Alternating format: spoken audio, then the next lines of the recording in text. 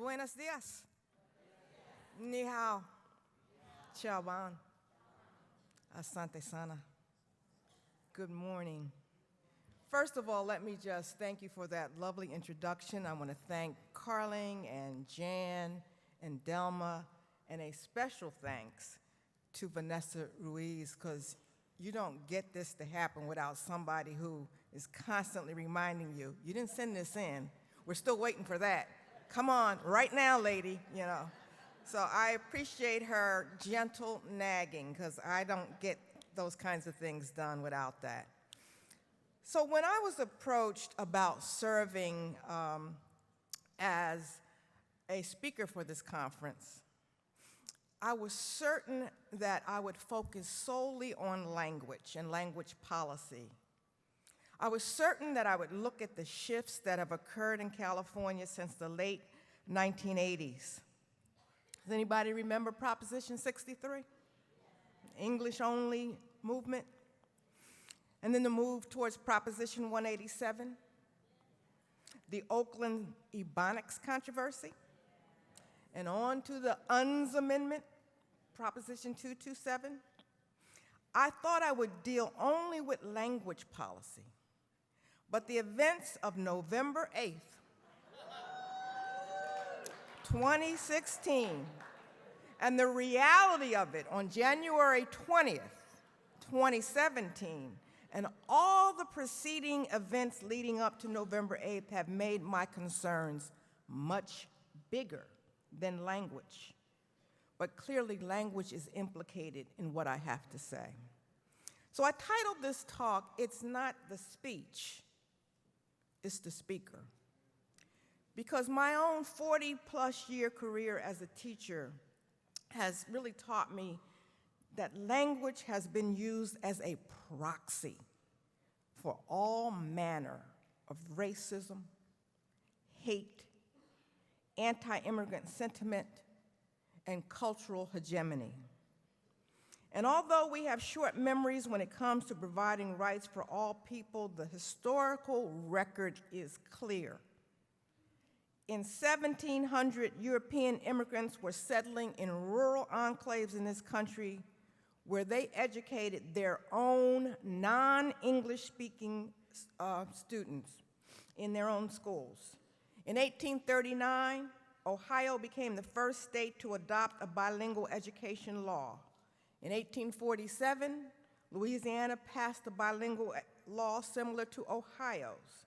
In the 1870s, William Harrison argued for bilingual education. In 1900, 600,000 children received some part of their education in German. In 1906, Congress passed the first federal language law. In 1961, Dade County, Florida implemented a full bilingual program for Cubans. And of course, in 1974, the landmark Lau versus Nichols decision made bilingual education the law of the land. But like the Brown decision before it, Lau has never been fully implemented, never fully realized. So I recount this history because we often pretend two things. One, that bilingual education is a new thing. And two, that people in the US have always been against bilingual education. I think the brief timeline demonstrates that bilingual education has a long history in this country, and quite frankly, there have been times when the US solidly endorsed bilingual education. When German immigrants first advocated for bilingual education, they received wide support based on the perceived status of their culture and their language. When a century and a half later, Cuban immigrants advocated for bilingual education, they too received wide support based on their perceived status of their culture and language. The point I'm trying to make is the issue is not the speech, it's the speaker. When people perceive to be high status, press for language sovereignty, they receive it. When people with little status press for language sovereignty, they do not. Even the formerly high-status Germans fell from favor during World War II. It was not the speech, it was the speaker. But the times we find ourselves in force me to move beyond the questions of language, because we are now in the midst of an all-out cultural assault on those perceived to be different. Language sovereignty has moved to a question of cultural legitimacy. And in order to make my points, I will underscore a series of common incidents, since really your theme is about telling stories. And these incidents make the challenge so much broader and deeper than whether or not we have a bilingual education policy. So incident one, go back across the border. The rhetoric of the day speaks to a sense of ownership that mainstream Americans created for themselves. Everything from the way they write their history books, as in referring to something called the Southwest before the Treaty of Guadalupe Hidalgo, to deciding that the geography of the U.S. extends to Puerto Rico, Guam, Virgin Islands, America, Samoa. One of my Latino colleagues often reminds me that his family did not cross the border. The border crossed them.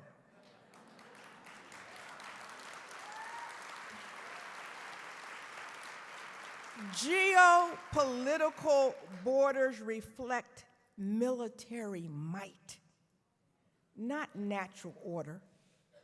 And many of the people yelling, "Go back across the border," fail to recognize that a few generations ago, their families crossed borders.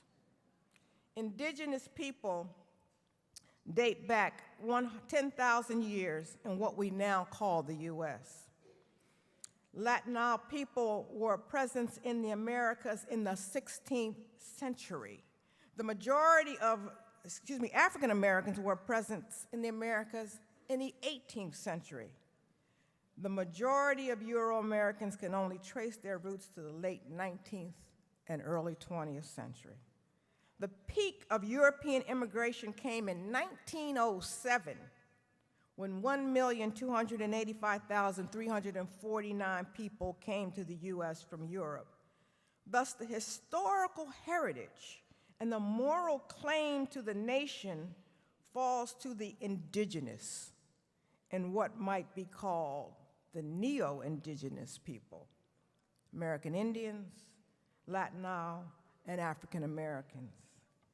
Do you not find it interesting that those three groups are the worst performing in our nation's schools? Might it have something to do with the school curriculum and organization that makes them colonial subjects and less than full citizens? Incident number two, they are taking our jobs. The notion that recent immigrants and undocumented workers are taking jobs from Americans is a long-running discourse. More than 30 years ago, when I was teaching in the San Francisco Bay Area, I recall filling out some federal forms to determine if any of my students were eligible to participate in a migrant education program. And as I perused the list of jobs, I could only wonder who would be so unfortunate to have to do this kind of work. The primary industries of migrant workers include agriculture, dairy, lumber, and fishing. The work is arduous and low-paying. It can include seasonal work like farming and year-round work like the poultry industry. There is even a job called egg washing. Now, we know that most low-skilled service jobs are difficult to fill and maintain. Turnover is especially high in fast food restaurants and car washes and landscaping.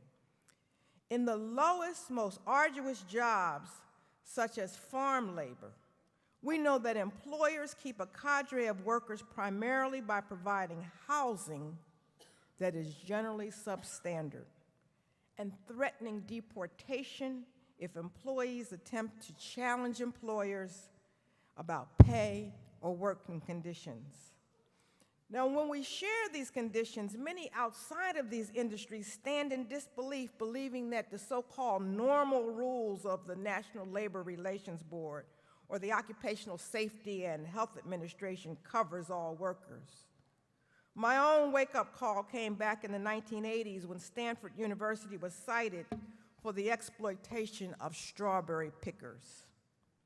Strawberries are known as la fruta del Diablo because the work is so labor-intensive. They have to get quickly to market to be profitable, and many growers engage in a sharecropping system that exploits vulnerable workers. These are not jobs that most Americans are seeking. Incident number 3, they are all criminals.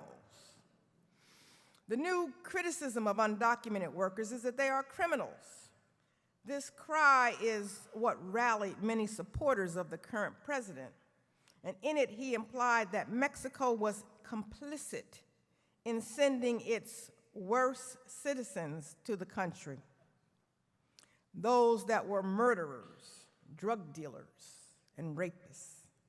Now, even though the FBI statistics indicate that undocumented workers are less likely to be engaged in violent criminal activity than US citizens, the notion that undocumented equals criminal seems to resonate with those who align with anti-immigrant and xenophobic perspectives. I think that there are 2 important documents that are instructive in helping to explain these sentiments.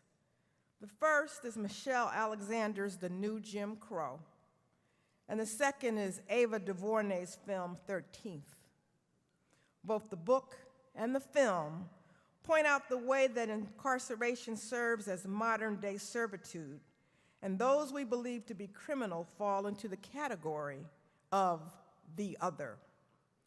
What both exploitation of workers and mass incarceration have in common is the notion that some people deserve to be relegated to the status of peasant. And what I find problematic is the way that some people are systematically and regularly relegated to the status of peasant and then made eligible for indentured servitude through low-wage work and incarceration. These designations are not random. We only see criminality emerging from the southern border. Who has eyes on the northern border? What happens when European descent Canadians overstay their visas?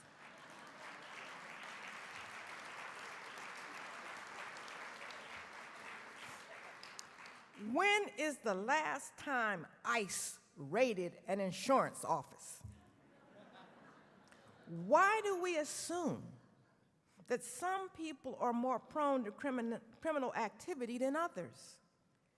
In truth, the crime rate actually rises among second-generation immigrants, which suggests that assimilation is more of a risk factor than culture or ethnicity.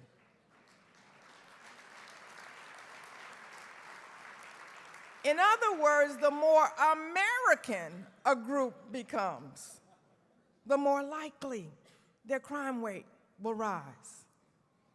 Incident number 4, you need to speak English. The 4th common incident is one we have all heard.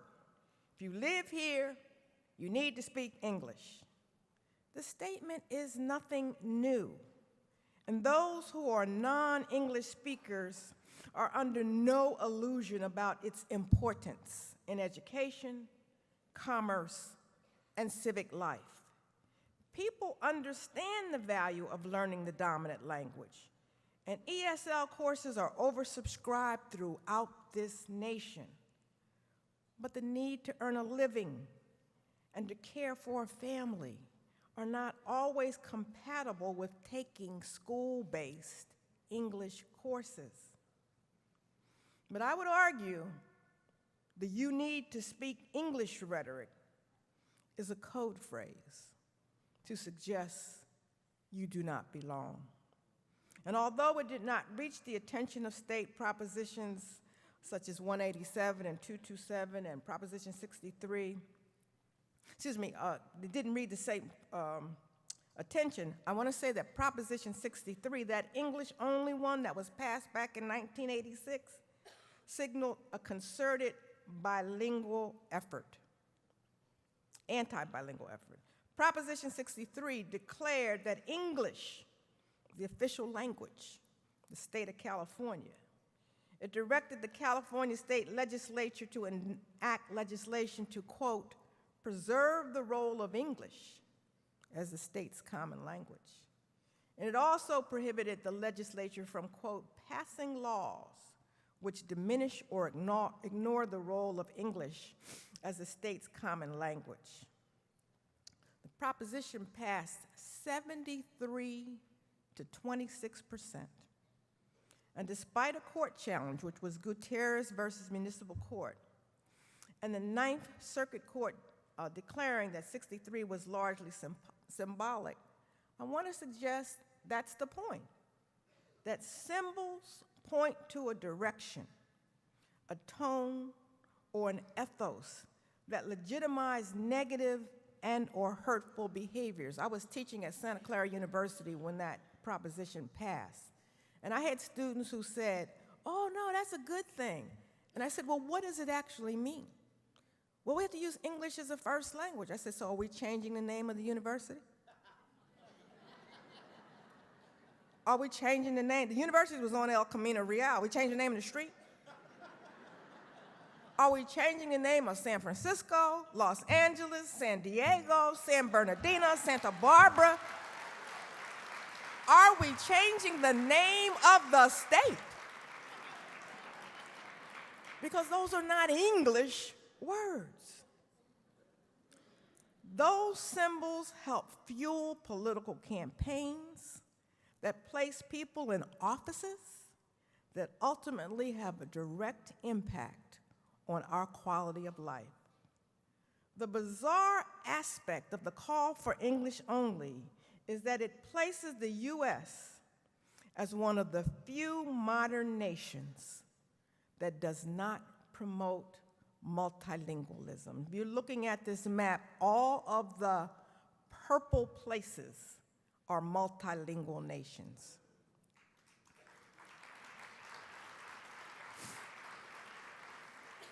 The U.S. becomes the only highly technological nation where knowing more is considered knowing less. Incident number 5, build the wall. Of course, we have all heard the cry to build the wall. It mobilized almost half of the electorate and created a divide that I believe is wider than any real physical wall ever could.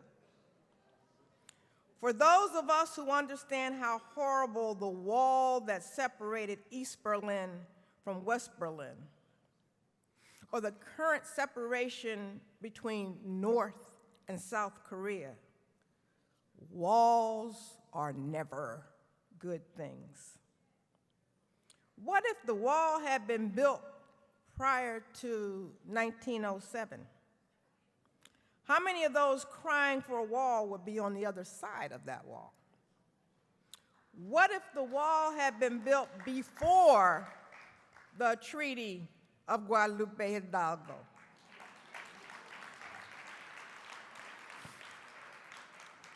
What if the wall had been built prior to 1492? When I think about wall building, I think of August Wilson's award-winning play, Fences, where his friend Bono says some people build fences to keep people out, and others build fences to keep people in. Historically, nations that build walls are those that are trying to keep their talented and skilled from looking outside for other opportunities. Is that the kind of nation we want to be? We live in a globally connected, complex economy where labor moves back and forth across geopolitical boundaries. We drink coffee from Brazil and Kenya, use cell phones and computers assembled in Taiwan and South Korea. We buy German cars that are assembled in Mexico. If we look at the labels and the necks of our garments, we see a map of the world displayed: Pakistan, Sri Lanka, India, China, Guatemala, to just name a few. Our food comes from throughout the Southern Hemisphere. We handle our credit transactions through call centers in India. Walk onto any university campus, in the colleges of engineering and the departments of computer science, and you will find scholars from around the world. If you are admitted to a hospital, your nurse may be from the Philippines and your surgeon from Nigeria. I am not telling you anything you do not already know, but I am telling you again because it stands in stark contrast to the current rhetoric. Instead of yelling, "Build a wall," we need to be shouting, "Build a bridge."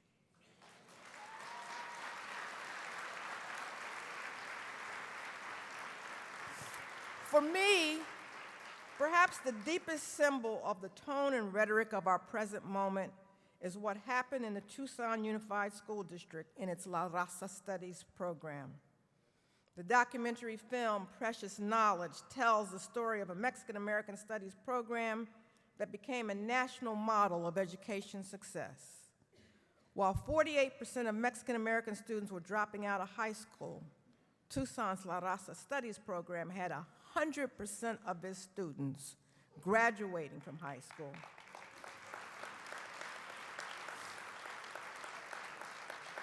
And 85% of them go on to attend college. Main opponent of the program, State Education Superintendent Tom Horn, claimed that the program was, quote, un-American, and it, quote, taught students to hate white people. In 2011, following the events of the film, Arizona State Legislator John Huppenthal sought an audit of the program, hoping to find a reason to remove it. However, the audit's findings showed that the program was in line with the bill that was passed that initially allowed it. Despite the results of the audit, the Arizona state government informed the Tucson Unified School District that the school district would lose funding of $14 million if the program were to continue. As a result, the district cut the program in early 2012. Now, despite what I'm saying that's sounding like doom and gloom, I actually do have a seed of hope to share with you. My most recent work has focused on incorporating youth culture as a way to develop a truly culturally relevant approach to teaching and learning. So typically, I discuss how hip-hop has become a common culture for youth around the world. And those who are unfamiliar with hip-hop as an art form tend to reduce it to rap performed by African-American males. But a deep exploration of hip-hop reveals that it is a worldwide art form that is changing students' lives. In addition to the music, it appears in the graffiti art, dance, fashion, and the language of our youth. And those who know their hip-hop history know that from the early days of hip-hop, the primary break dancers, or b-boys, were Puerto Rican. But Latinos have always participated fully in hip-hop culture. If you do not know the names Big Pun, Fat Joe, and Immortal Technique, you do not know about the Latino influence in hip-hop. In fact, I once had a young Latino student write an essay on what hip-hop meant to him, and I recall his statement that, quote, "Immortal Technique saved my life." Latinas have also had a big influence in hip-hop. Raven Felix, Bea, and Anna Tijoux are but a few of the better-known hip-hop artists. If you have not seen the film Inventos, Hip-Hop Cubanos by hip-hop filmmaker Eli Jacob Fantuzzi, you are missing an opportunity to see an example of the global influence of hip-hop. And the reason I call hip-hop a place of hope is because it emanates from a generation that is unafraid of change and unafraid of ambiguity. These young people are not afraid of the changes that we are experiencing. They are not limited by geopolitical boundaries. It does not bother them to be in schools where multiple languages are spoken. They shake their collective heads at the way their parents and grandparents divide and separate people. Because for them, life is a mixtape, a mashup, a place where we are free to sample from multiple cultures and multiple genres. For them, Bruno Mars makes perfect sense. You have a young man of Puerto Rican, Jewish, Filipino, Latino descent who sings like Michael Jackson, dresses like Prince, and dances like James Brown.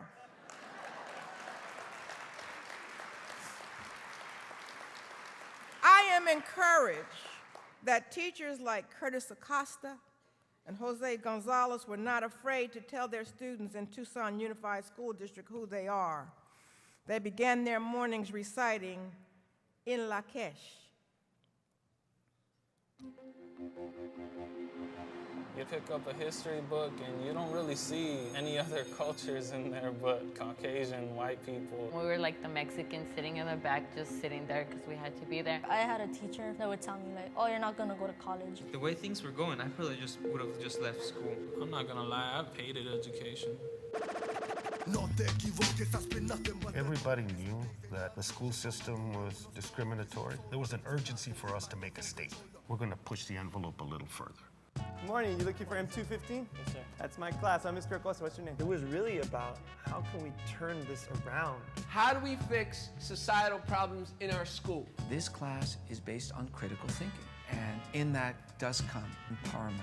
I actually know my history now. I started getting A's and B's. Our students are graduating at a much higher rate. Our kids are going to college at a much higher rate. State School Superintendent Tom Horn wants to end ethnic studies programs. I'm calling on Tucson Unified School District to shut down the ethnic studies program. They won't use my tax dollars to promote teaching of hate speech, sedition. The program is administered by vehemently anti-American zealots. No matter how far this bill goes, we're here together in the lucha. We believe it's a matter of life and death. When they try to take these classes away, it's something impossible. The idea that race is no longer an issue, what we're saying is BS. If you want different culture, go back to that culture. But this is America. You get away from my border! It's about the freedom to ask the questions that are the most pertinent in the way they view the world. When you have students demonstrating wearing brown shirts, bandanas, this is serious.